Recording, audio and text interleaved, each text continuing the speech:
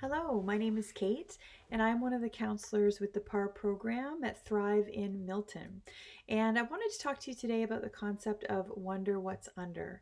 Wonder What's Under is this very sort of three-word small strategy, but it really does have a big impact. And a lot of our group members use it actively, and they say that it has had a tremendous positive impact in the way they think, the way they act, and the way they handle challenges in their relationship with their partner and children. And so we wanted to bring that to you today as hopefully a helpful strategy that you can use as well. So, Wonder What's Under is a concept that comes out of foster care work. And as you can imagine, a lot of children in the foster care system often come with a lot of behaviors that are challenging, as well as a lot of big emotions, right? And that can be challenging to deal with sometimes. So, basically, what Wonder What's Under encourages caregivers to do is to, instead of react to that behavior, is to instead be curious about what's behind that behavior. What might be the feelings, what might be the thoughts, what might be the things that the child is going through or has gone through that might be motivating that behavior. And it's a very powerful tool because, as you can imagine, if somebody stays curious in a situation like that, instead of reacting, we're going to respond with more calmness, with more empathy, right? So we're going to be able to put ourselves in the position of the other person and think about what they might be going through, or what challenges they're facing, or what might be really motivating the behavior or under the anger, right?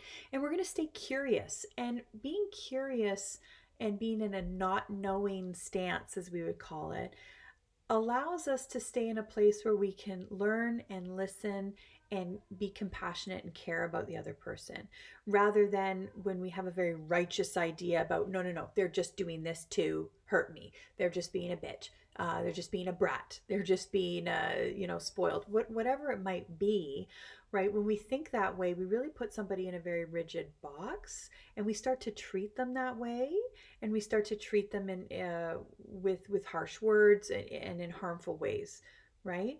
Um, so Wonder What's Under keeps us in a position where we can engage in calm, safe, respectful, caring communication with our partner, with our children, with other people, even in challenging times, right? Or challenging situations, right? So you might have spoken in group a bit about anger as a secondary emotion. And that idea is that when we, if I actually going to challenge you, if you think back to a recent time where you were angry, if you think about it for a minute, you can probably pinpoint that there was actually another feeling that you felt first, and then it came out as anger, right? So oftentimes these feelings are worry, uh, guilt, frustration, sadness, depression, anxiety, embarrassment, grief. That's a big one right now. Loss.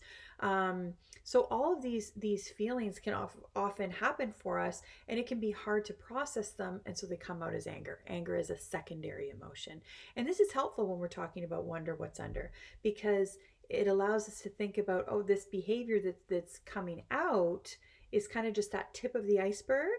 In fact, there might be lots of other thoughts and feelings and emotions that are going on underneath the surface. And so Wonder What's Under reminds me that in a challenging or triggering situation, to be curious and calm about what's underneath it. Right. And whether you engage in a conversation with that person or not is kind of irrelevant.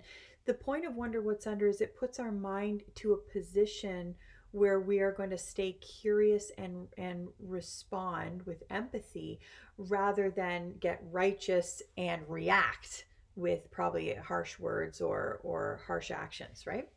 Um, so I would really encourage you to think about this concept and really apply it over the next few days.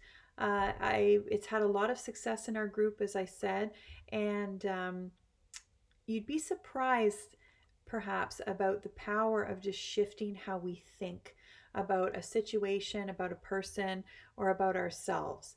And again, when we stay curious, when we stay thoughtful, and when we want to know what's going on behind the under the surface, That's a very powerful way to enhance the safety, enhance the trust, and enhance the communication in our relationships with other people.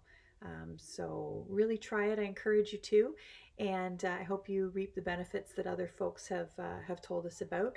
Just a reminder, though, that if you find that you're still continuing to struggle or maybe falling back into old patterns, doing or saying things that are not consistent with a safe and supportive environment at home, please don't hesitate to reach out to the agency. We are here for you 100%. We want you to reach that goal of creating safety for your partner and children, and we are here for you to support you in doing that. So the number and information should be down below, and we look forward to seeing you again. Take care.